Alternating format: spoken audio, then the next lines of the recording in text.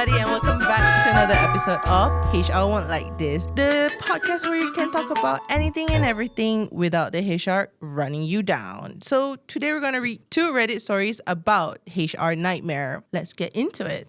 I'm going to give you my thoughts on it also. That would be fun. The first story from r Ask Reddit. It was posted 3 years ago. I work at a hair salon and boy, do some women love drama. I mean, women does love drama, what? I'm one of them. I know that. The assistant manager is the most unprofessional person I've ever met. She's not only say things like me in the goddamn ass in front of clients, but dishes the worst attitude to them if their tone is even remotely different. Number 2. One chick has 2 boyfriends. Okay. Again, with them cheatings. One of them she lives with and he's the main financial provider. He works overnight while he's working hard. She is her second boyfriend, who is her main boyfriend arch nemesis from high school. You know what? We kind of love the enemies to friends archetype. Not gonna lie. But if you don't have another boyfriend, that's fine. But damn. The boyfriend that she lives with has no idea. And the side piece boyfriend doesn't know that she moves into a house with the main boyfriend. Huh? Wait, I don't understand. Wait. Boyfriend that she lives with has no idea. So the first boyfriend doesn't have any idea.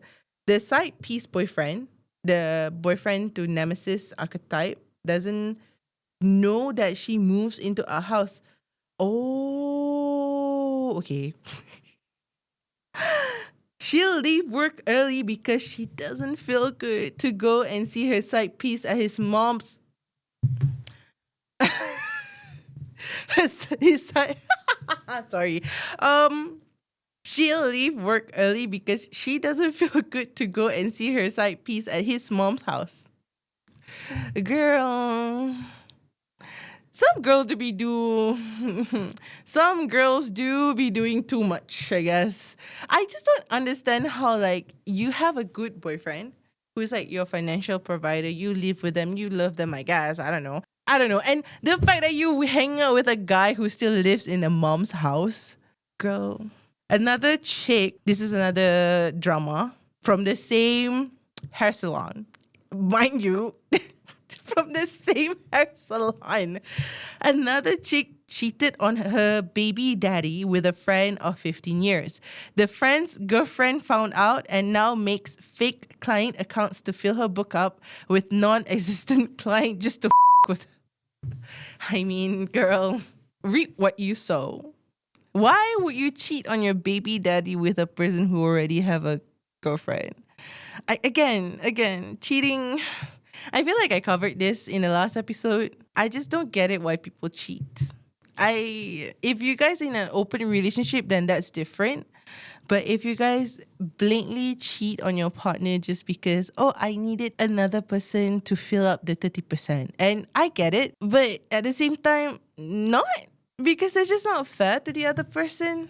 It makes you a very bad person in general.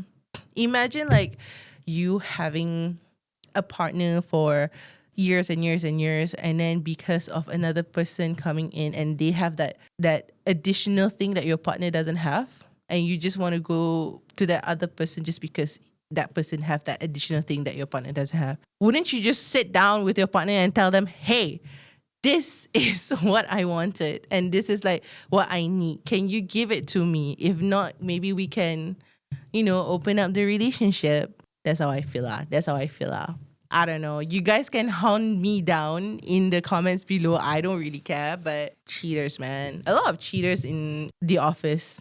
A lot of cheaters. Another chick got married after 3 months of... Another chick got married after 3 months of knowing the guy because they're both super religious and waited until marriage. They have now been together for around 5 years and have never once had sex with the lights on. Let's give a moment of silence to this couple. At least they didn't cheat. But the fact that they got married after 3 months of knowing each other and only having sex. Lights off. Like, what? A moment of silence.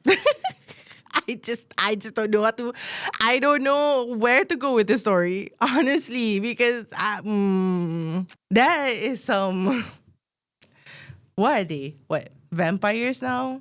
No lights on? They later on become like Edward? I guess so. Wow, the first story, huh?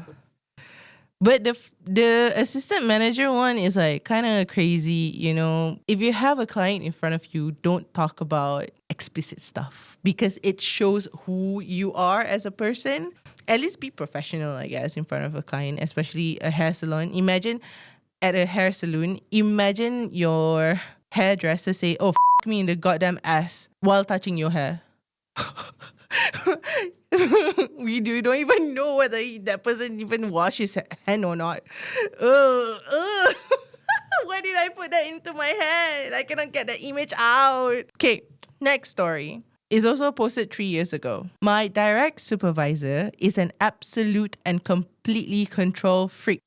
I have a thing with micromanagement. I hate these people. I hate people who micromanage other people. I'll continue. It never bothers me as I'm adaptable and honestly, she's smart as a whip and a lot of what she... Huh? Wait. The way this person write this story is like questioning me. She's smart as a whip and a lot what she's anal about makes sense. Huh? She's anal about makes... Okay, you know what? Plus, I serve as a liaison between her as offsite supervisor and me as field supervisor with the field staff. So I'm able to catch things before they get to her and get my field team in trouble. However, other departments are getting pissed off really quick about her overstepping her bounds. I just have to giggle when she tells me about it because I can see both sides. She often knows what she's talking about, but sometimes it's just plain overkill and they're worried she will scare people off. I just sit back and watch and occasionally smooth things over, but that's the big drama really. Otherwise, my company is pretty chill. I have been stuck in the middle of nowhere for 2 weeks now and I can't wait to get home. But such is life of field support. You know what? This sounds like a person that I know who usually would smooth things over with the manager. Damn. But then, like, I get it. Sometimes you need, like, this. You can have a bit of controlling management to make sure the work goes right. Especially if you work, they say they work in the field. I'm not sure what field. They say here, her, the manager, as an off-site supervisor. So meaning maybe something that is quite technical and very important. However, other departments are getting pissed off really quick about her overstepping her bounds. I guess because some people... I don't work offshore because I don't know how offshore works. Like, I guess the job scope there is a bit stressful and they need it to be perfect or not. Things can get pretty bad pretty quickly. Because here also said she often knows what she's talking about.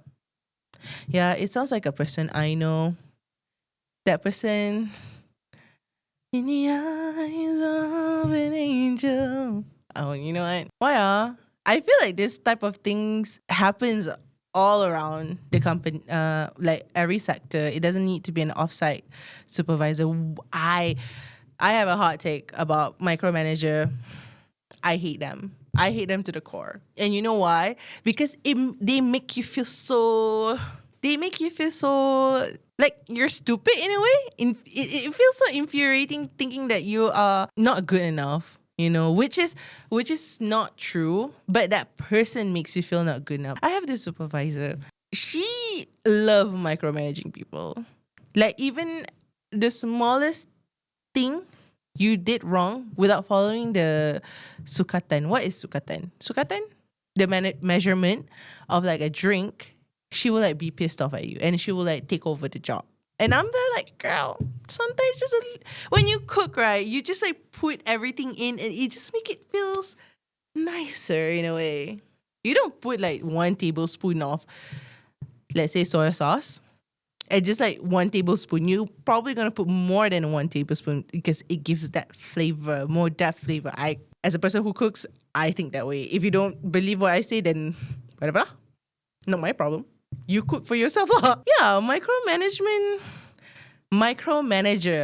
They are the only way for you to combat this micromanager is actually doing what they ask. And you ask and you ask and you ask and you ask and you ask more questions to this control freak people. Because usually they hate when you start asking questions because they'd be like, what should I talk? What should I tell this person? I don't know. I already tell them what to do, but why is they asking like things that I don't know? Because usually they are, in my very, very humble opinion, people who micromanage, they have small dick energy.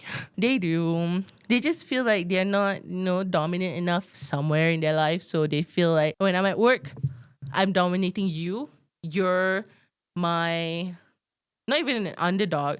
You are my, not even subordinate. Worse than subordinate. More like more like a slave. Honestly, people who micromanage, you can see, you know people who micromanage. They always complain about all the things other people doing, but they're not even doing their job. Micromanager don't even do their jobs. They just give, and not even take, and then complain. And it's just like, oh, you did wrong. Oh, you did wrong. But when a person like, but I ask you what to do, and they'll be like, that's not what I want you to do. Like, then what do you want to do? I don't know because I'm stupid. Probably got that position as a using cable. Oh, I don't know. I just don't like micromanagement. Manager, I hate them to the core. I hope, I say all these things, right? I just hope that I'm not going to be that type of person in the future. Aimee, watch this video again. Please watch this video for reference. Micromanagement is like something I feel like people should put it in the past because everybody is capable to doing things on their own and on their own pace within the time stamp or within the deadline. Yeah. So like, why can't you just trust them a little bit? Because you're hiring people with the knowledge that they know something that you don't. So why don't you trust them a bit just to get that knowledge from them and implement and adapting to your cause? But ni yang macam pakcik-pakcik, makcik-makcik yang fikir dah kerja 10-20 tahun yang rasa macam like, oh, aku yang paling hebat. Kau tak hebat, makcik. Kau bukan kerja buta je. So guys, what do you think about this too? Reddit stories. We talk about unprofessional people. We talk about cheating again. I feel like people likes to cheat right, left and center when it comes to workload. That's why I feel like HR need to be like more diligent whenever people... I feel like HR cannot do a shit when people are cheating around. Some people hide cheating very, very well. So guys, what do you think about these 2 stories? Please give your comments down below. Or maybe you can share some stories about your work drama and we might read it here. Thank you for watching Hishan Won't Like This on YouTube and listening to Hishan Won't Like This on Spotify. So if you want more content, we have our social down below. Bye. This podcast is brought to you by SW Strategies, original public relations and public affairs firm with presence all across Southeast Asia.